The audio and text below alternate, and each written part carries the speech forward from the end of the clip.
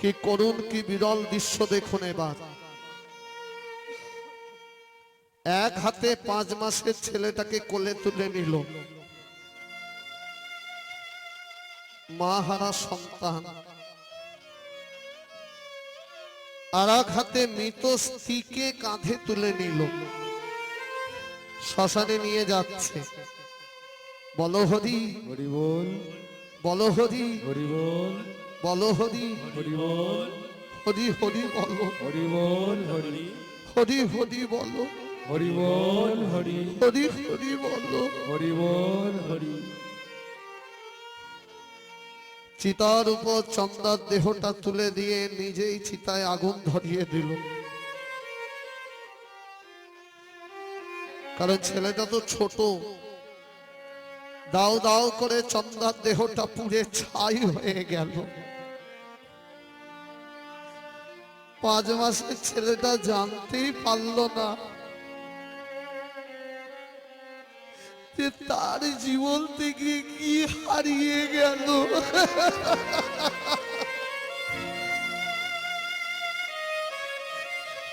ছেলেটাকে গোবিন্দ ঘোষ বুকে জড়িয়ে ধরে কাঁদজার বলছে, গোপীনা আজ থেকে তোর বাবাও আমি, আজ থেকে তোর মাও আমি। ছেলেটাকে কোলে নিয়ে কাঁদতে কাঁদতে ঘরে চলে এলো। প্রতিদিন ভিক্ষা করতে যায়, ছেলেটাকে কোলে করে নিয়ে যায়। যা পায় তাই ঠাকুর ঘরে গোপীনাথের সেবা দিয়ে সেই প্রসাদ ছেলেকে কোলে বসিয়ে খাওয়ায়। তারপর যেটুকু থাকে নিজে পায়। দেখতে দেখতে পুত্র গোপীনাথের বয়স হয়ে গেল 6 বছর। ছেলেটা যত বাড়ছে, ছেলেটার প্রতি গোবিন্দ ঘোষের ভালোবাসা বাড়ছে। তাহলে পুত্রের প্রতি ভালোবাসা বাড়ছে, আর একজনের প্রতি ভালোবাসা কমছে। কে বলুন তো?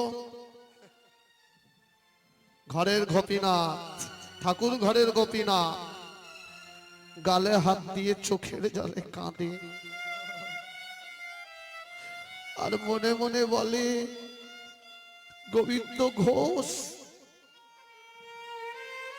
তোমাকে গৌরহরি বারবার বলেছিল আমাকে পুত্র সম ভালোবাসতে।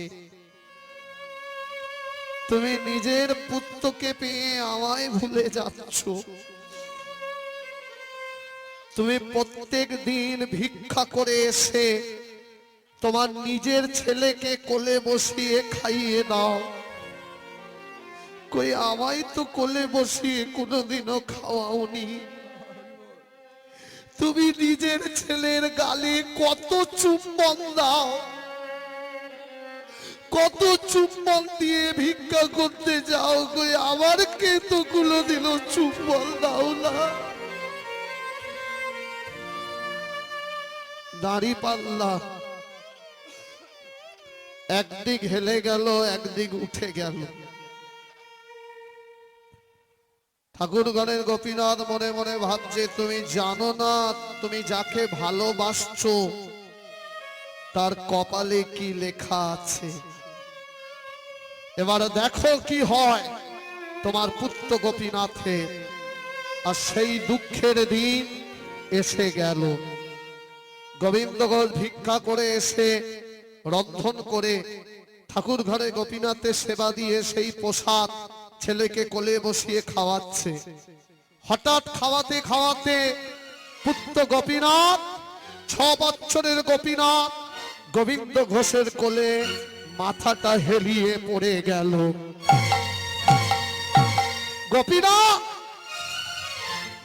তুই কেন এমন পড়ে গেলি? গোপীনাথ তোর কি হলো? গোপীনাথ ছুটে গেল ঠাকুর ঘরে গোপীনাথের চরণে। গোপীনাথ তোর চরণে চরণামৃত দে, আমার ছেলেটাকে বাঁচাবো। ঠাকুর ঘরে গোপীনাথের চরণামৃত নিয়ে ছেলেটার গালেতে দিল। গাল হতে চরণামৃত গড়িয়ে মাটিতে আমার গোপী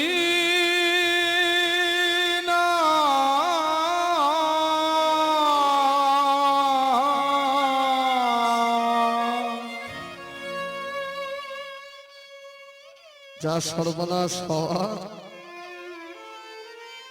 হয়ে গেছে।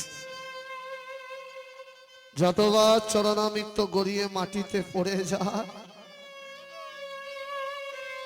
ততবার ছেলেটার গালে দেয়, ততবারই পড়ে যায়। বুঝে নিয়েছে তার গোপীনাথ আর পৃথিবীতে নাই। ছেলেটাকে বুকে জড়িয়ে ধরে চিৎকার করে ডাক দিল, গোপীনাথ!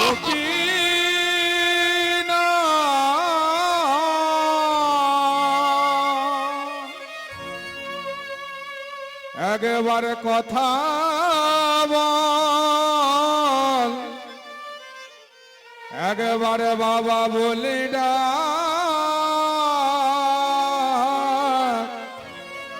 ও হে গোপীনাথ।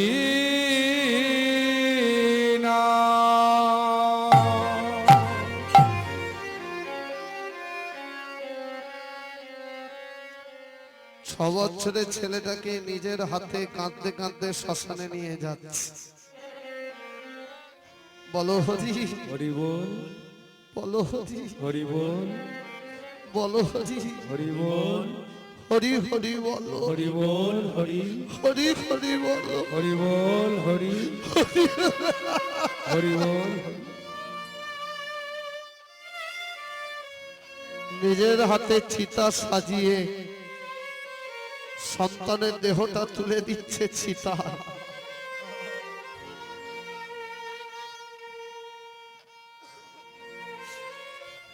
ভক্তমন্ডলী, ভক্তিমতী মায়েরা দেখবেন 5 বছরের নিচে যদি কেউ মারা যায়, তাদের গর্ত খুলে সমাধি দেওয়া হয়। আর 5-এর উপরে হলে দাহ কার্য করা হয়, পোড়ানো হয়। ছেলেটা ক বছরে মারা গেল? 6। পিতা হয়ে পুত্রের দেহটা তুলে দিল চিতা। ভক্তমন্ডলী, ভক্তিমতী মায়ের, প্রত্যেক বাবা মাই চান সন্তানের কোলে মাথা রেখে যেন মরতে পারি, শেষ দিনে যেন সন্তানের হাতে একটু জল পায়। কিন্তু গোবিন্দ ঘোষ এমন হতভাগ্য পিতা যে তারই কোলে তারই সন্তানটা মারা গেল।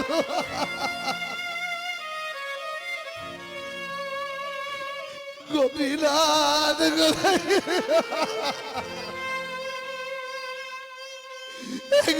ফিরে আয় গোপীনাথ।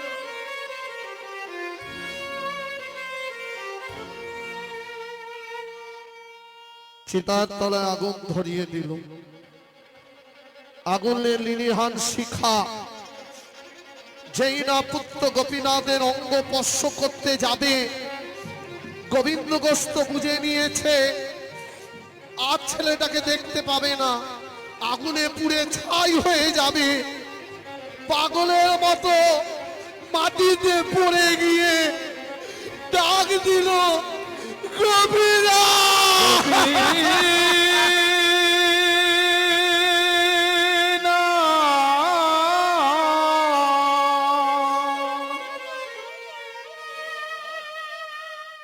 তুমি কারে কাঁদাও, কারে হাসাও গো গো গো গো গো গো। ও দয়ালি তোমার লীলা বোঝা গাদায়।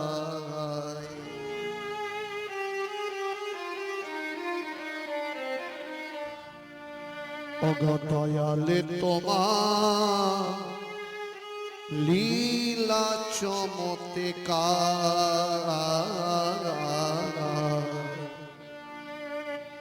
ও গো দয়ালে তোমার লীলা বোঝা দায়। দাও দাও করে পুড়ে ছাই। কাঁদতে কাঁদতে ঘরে ফিরে এলো। ভক্তমণ্ডলী, ভক্তমতী মায়েরা,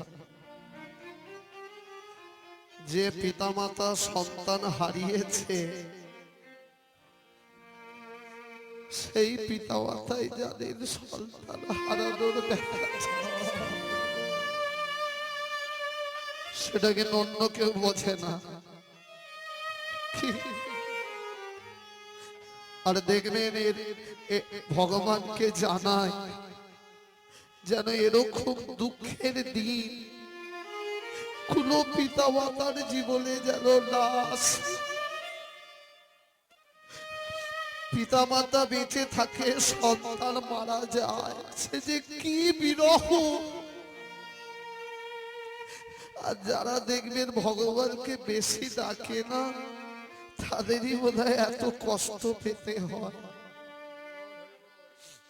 মাথা নিচু করে কাঁদতে কাঁদতে ঠাকুর মন্দিরে ঢুকলো। গোপীনাথের সামনে করজোরে বলছে, গোপীনাথ, তুই আমার ছেলেটাকে মেরে ফেলে দিলি, কি ক্ষতি করেছিল ছেলেটা? তুই তো আমায় মারতে পারতিস, আমি আমার মাথা পেতে দিতাম। আগে যারা এলো প্রভু,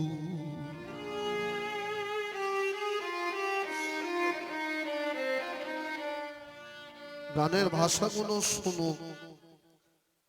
মাথা নিচু করে বলছে, আগে যারা এলো প্রভু,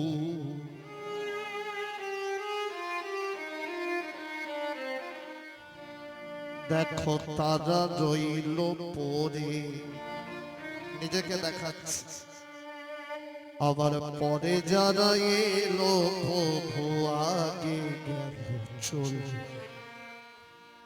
বুঝতে পারলেন? আমি আগে এলাম, পরে রইলাম, আর ছেলেটা পরে এলো। দয়াল ভবের মাঝে এই যে খেলা, তোমার লীলারে বলি হারি, যাবার বেলায় সবাই বলবে মুখে হরি হরি। চারজনাতে কাঁধে করে বাঁশের দোলায় চড়ি, রইল রে তোরে ব্যাগের চেয়ে সাধের ঘরে বাড়ি। তোমারি লীলা চমৎকার দয়া, লীলা চমৎকার, তোমারি লীলা চমৎকার দয়া, লীলা চমৎকার। তাই গৌর হরি হরি। চোখের জল মুছল, মুছে গোপীনাথের দিকে আঙুল তুলে তাকালো। শোন গোপীনাথ, তুই আমার ছেলেটাকে মেরে যে ক্ষতি করলি, এ ব্যথা আমি সহ্য করব না। আমিও প্রতিজ্ঞা করছি, আজ থেকে তোর পুজো আমি বন্ধ করে দিলাম। থাক তুই একা। ঠাকুর ঘরের মন্দিরের দরজা বন্ধ করে দিল, দরজায় দিল তালা, চাবিটাকে ছুঁড়ে ফেলে দিল সুরধনী নদীর জলে। আচ্ছা মায়েরা, আপনারা বলুন, কোন বাবা মার যদি এত বড় ক্ষতি হয় আর ভগবানের প্রতি বিশ্বাস থাকে? কিন্তু মজার কথা কি জানেন মা, সবাইকে দেখিয়ে দেখিয়ে কাঠের দরজা বন্ধ করলো, কিন্তু এখনো আসল দরজা খোলা আছে। সেটা হলো হৃদয়ের দরজা। 3 দিনের দিন সন্ধ্যা বেলায় একটা অঘটন ঘটছে। গোবিন্দ ঘোষ বিছানায় শুয়ে আছে, ঘরে একটা ছোট্ট প্রদীপ জ্বলছে। প্রদীপের আলোয় ছেলে সেই ছোট ছোট ধুতি, ছেলের সেই কাঁধের ঝোলা, যত দেখছে ততই পুরনো কথা। স্মৃতি তুমি বেদনা, স্মৃতি তুমি বেদনা, ভুলিতে চাহি যে ভুলিতে পারি না। স্মৃতি তুমি বেদনা, স্মৃতি তুমি বেদনা।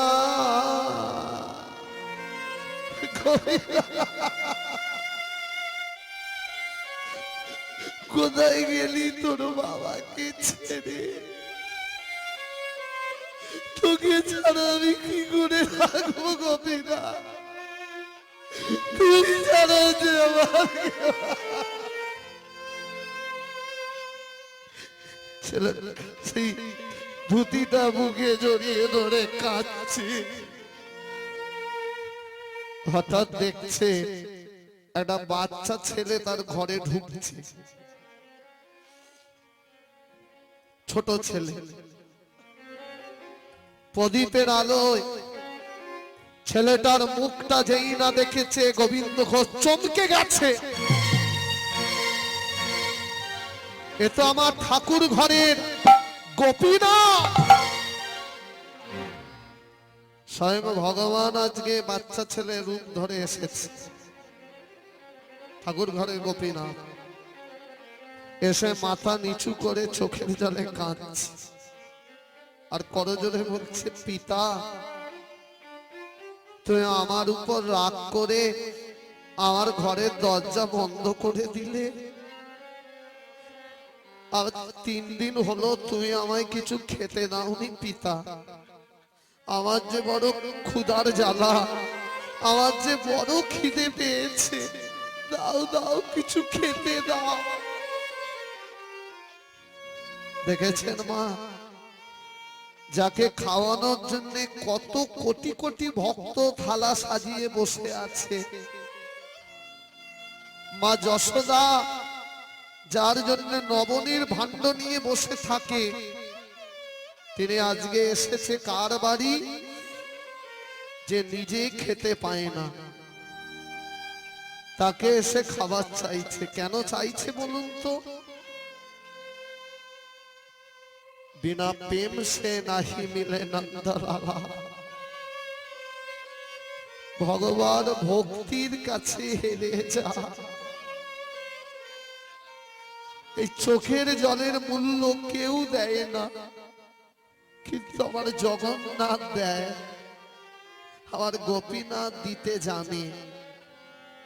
ভক্ত যখন ভগবানের চরণ ধরে কাঁদে না, ভগবান হেরে যায় তার ভক্তির কাছে।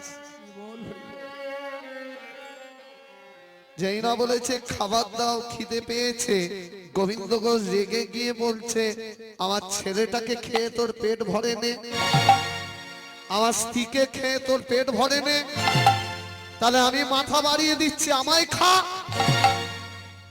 যদি তোর পেট ভরে। না পিতা না। সবাই আঙুল তুলে বলছে, আমি তোমার ছেলেকে মেরেছি না, আমি তোমার ছেলেকে মারিনি, আমি তোমার স্ত্রীকে মারিনি। তাহলে কে মেরেছে? শুনে নাও পিতা, যার যতদিন আয়ু সে ততদিনই পৃথিবীতে থাকে। কেউ 80-তে যায়, কেউ 80-তে যায়, মানে কেউ 80 বছরে মারা যায়, কেউ আবার মাতৃ গর্ভ থেকে আসা মাত্রই মারা যায়। যেতে সবাইকেই হবে। আপনি জন্মানো মাত্রই কপালে লেখা হয়ে গেছে কবে যাবেন।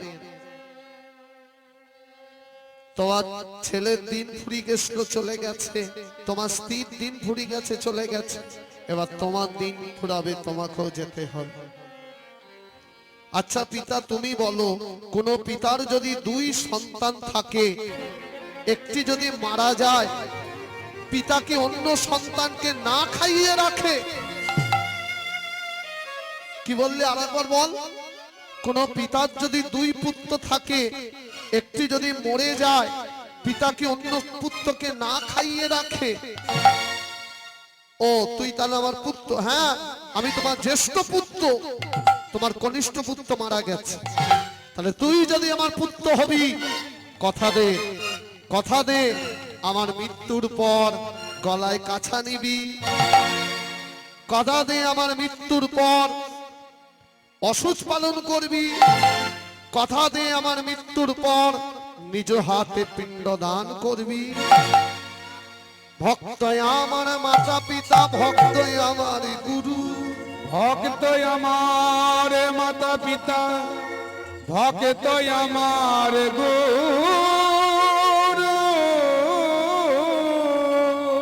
ভক্ত আমার নাম রেখেছে, ভক্ত আমার নামে রেখেছে, বাঞ্ছা কল্পতরু, বাঞ্ছা কল্প তরু, বাঞ্ছা কল্প তরু, বাঞ্ছা কল্প তরু। কথা দিলাম আমি তোমার মৃত্যুর পর গলায় কাছা নেব, অসুচ পালন করব, পুত্রের যাবতীয় কর্ম করব। আমি পাষাণে নই, আমি পাষাণে নই, আমি পাষাণে নই, আমি পাষাণ নই। রূপধরে মায়েরা, শ্রীব আমি পাষাণ, আমি পাষাণ, আমি পাষাণ। সেই রাতের বেলায় গোবিন্দ ঘোষ গোপীনাথের কোলে মাথা রেখে মারা গেল। বৈষ্ণব মতে গোবিন্দ ঘোষকে সমাধি দেওয়া হলো। দেখবেন মায়েরা, ছেলেকে পোড়ানো হলো, বাবাকে কেন সমাধি দেওয়া হলো? প্রশ্ন মনে জাগতে পারে। দেখবেন যারা প্রকৃত বৈষ্ণব হয়, যারা সাধু হয়, তাদের সমাধি দেওয়া হয়। গোবিন্দ ঘোষ তো সন্ন্যাসী মানুষ ছিল, তাই তাকে সমাধি দেওয়া হলো। ঠাকুর ঘরে গোপীনাথের দরজা তালা ভাঙা হলো। ঠাকুর ঘরে গোপীনাথের দায়িত্ব পড়ল গোবিন্দ ঘোষের ভাই মাধব ঘোষের উপর। মাধব এখন দাদা মারা গেলে ভাইয়ের তো অসুচ, তাহলে ভাই কি করে পুজো করছে? জেনে নিন, বুঝে নিন, পরে আবার সমালোচনা করবে তো, তাই ব্যাখ্যাটা করে দিই। গোবিন্দ ঘোষ যেহেতু সন্ন্যাসী মানুষ ছিল, তাই সন্ন্যাসী মারা গেলে কোনোদিনও অসুচ হয় না। কিন্তু রক্তের সম্পর্ক বলেও তো কিছু জিনিস আছে। দাদা ভাইয়ের সম্পর্ক তো, ভাই মাধব ঘোষ আর থাকতে পারলো না, দাদা মারা গেছে, তাই ছুটে এলো অজ্ঞ দিতে। গোপীনাথের ঘরে তালা ভেঙে গোপীনাথকে যেই পুজো করতে গেল, গোপীনাথের চরণে যেই ফুল দিতে গেল, গোপীনাথের চোখের জল এসে পড়ল মাধবের মাথায়। একই গোপীনাথ, তুমি কাঁদছো কেন? আমার বাবা মারা গেছে মাধব, আমার বাবা মারা গেছে। তোমার দাদা আমার বাবা 1 মাস অসুচ পালন করব। তুমি একটি আসন পেতে রাখবে সুরধ্বনির তীরে, আমি নিজের হাতে পিণ্ড দান করব। ঠাকুর ঘরের গোপীনাথ 1 মাস গলায় কাছা নিল, 1 মাস অসুচ পালন করলো। চৈত্র মাস কৃষ্ণপক্ষ একাদশী তিথি, সবাই দলে দলে দেখতে আসছে গোপীনাথ কি করে সচল হয়। লোকে বলে জগন্নাথের চরণ নেই, লোকে বলে জগন্নাথের হাত নাই। দেখো এবার যেই জগন্নাথ সেই গোপীনাথ। সবাই দেখছে দরজা খুলে গোপীনাথ বেরোচ্ছে, হাঁটতে হাঁটতে যাচ্ছে আর মুখে বলছে আমি পাষাণী নই, আমি পাষাণী নই, আমি পাষাণে নই, আমি পাষাণ নই। হরি পাষাণ, হরি পাষাণ, আমি পাষাণ, আমি পাষাণ। পুত্ররূপে পিণ্ডদান করিলাম আমি, পুত্র রূপে পিণ্ডদান করিলাম আমি, ভক্তের ভগবান নাম, ভক্তের ভগবান নাম লইলাম আমি, লইলাম আমি, লইলাম আমি, লইলাম আমি। ওম মধু, ওং মধু, ওম গঙ্গা, ওং গঙ্গা, ওম ওং গঙ্গা। এই দেখুন মায়ের, আজকে আপনারা বড় ভাগ্যবান। আজকে যে লীলাটা আপনারা শুনলেন এটা কিন্তু গল্প কাহিনী নয়, সত্য ঘটনা। এই মূর্তি এখনো রয়েছে, চলে যান দেখতে, যদি চান চলে যান। এত জায়গা তো ঘুরে আসেন, এই পবিত্র জায়গা একবার ঘুরে আসবেন। নবদ্বীপ থেকে কিছুটা দূরেই যার নাম অজ্ঞদ্বীপ, এখনো চৈত্র মাসের কৃষ্ণপক্ষের একাদশী তিথিতে সেই গোপীনাথের মূর্তি কোলে করে ঠাকুর মশাই সুরধনী নদীর ধারেতে আনে। এখন প্রকৃত বৈষ্ণব তো একাদশীতে চাল খায় না, একাদশীতে তো চাল গ্রহণ করে না, চাল ছাড়া তো পিণ্ড হয় না। সুরধনীর বালি মাটি গোল গোল করে গোবিন্দ ঘোষকে দিয়েছিল গোপীনাথ। এখনো যদি দেখতে চান চলে যাবে, চৈত্র মাসের কৃষ্ণ পক্ষের একাদশী তিথি গোপীনাথকে কোলে করে সুরধনীর তীরে একটা আসন পেতে বসানো হয়। ঠাকুর মশাই বালির পিণ্ড গোপীনাথের হাতে দেয়, আর অদ্ভুত ঘটনা, ঠাকুর মশাই যেই মন্ত্র শেষ করবে আস্তে আস্তে বালির পিণ্ড হাত দিয়ে গড়িয়ে মাটিতে পড়ে যাবে। এখনো মুখে বলে যাচ্ছে আমি পাষাণ নই, আমি পাষাণ নই, আমি পাষাণ নই। তাই গৌর হরি হরি বল, হরি বল, হরি বল। চলুন মায়েরা, অনেক বেলা হয়েছে, আর একটু বা বসে যান। কটা বাজে এখন? 3:10। অনেক বেলা হয়ে গেছে, সবাই মিলে নাচবো, কিন্তু উঠবেন না এখন, আর একটু বাকি আছে। জানি না আবার কবে আপনাদের কাছে আসবো, কারণ নিঃশ্বাসে তো আর বিশ্বাস নেই। এই কি কথা বলে, থামাও তো।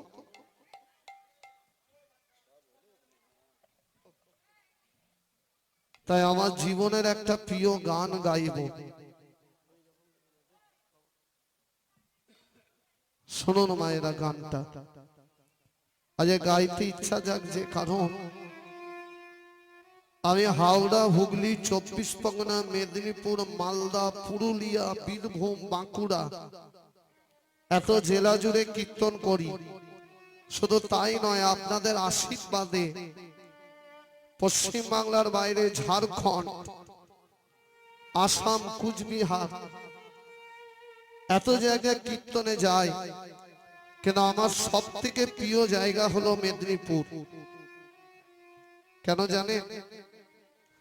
কারণ আমার একটা জিনিসই ভালো লাগে, মেদিনীপুর জেলায় কত গানে যাই তো, কত মানুষকে দেখি ঘর ভেঙে পড়ে যাচ্ছে, টালি ফেটে জল পড়ছে, কিন্তু তাদের তুলসী মন্দির পাথর বসানো। এইটাই আমার ভালো লাগে, যে এরা আর কিছু না হোক ধর্মকে ধরে রেখেছে। তাই আপনাদের কাছে যখন এসেছি, নিঃশ্বাসে তো বিশ্বাস নেই কখন কি হয়। তাই একটা গান গাইব, একটু যদি শোনেন দয়া করে, নালে থাক। গাইব, শোনো, বেশি নয়, 10 মিনিট। বিখ্যাত গান, এটা বলা হয় ভানু সিং এর পদাবলী। ভানু সিং কার ছদ্মনাম? বিশ্বকবি রবীন্দ্রনাথ ঠাকুর।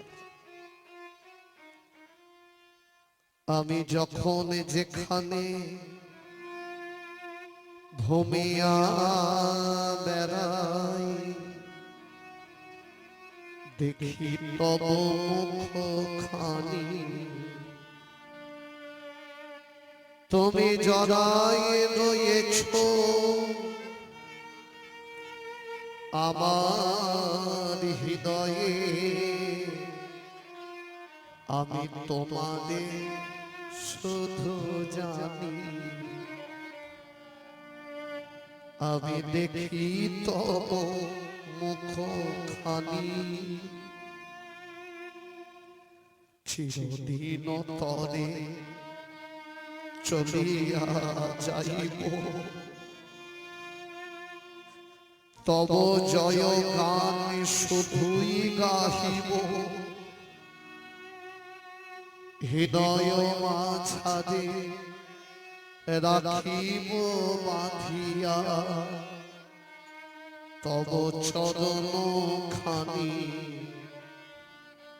আমি তোমারে শুধু জানি। চরণ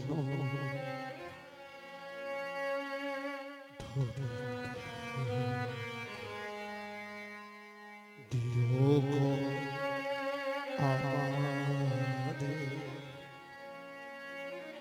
নিও না নিও না সরাই, চরণ ধরিতে দিও গো আমারে, নিও না নিও না সরাই, জীবন মরণ সুখ দুঃখ দিয়ে বক্ষে ধরিব জড়ায়ে, চরণ ধরিতে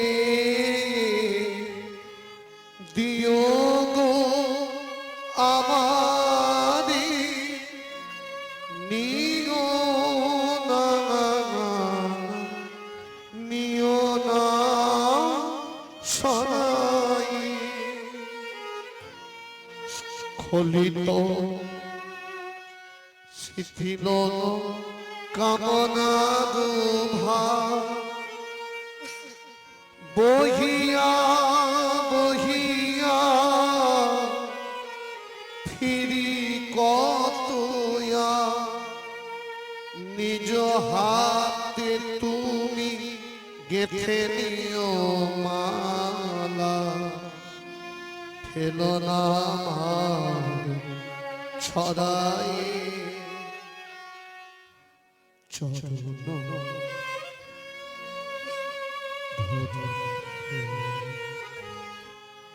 দিও গো আমারে, নিও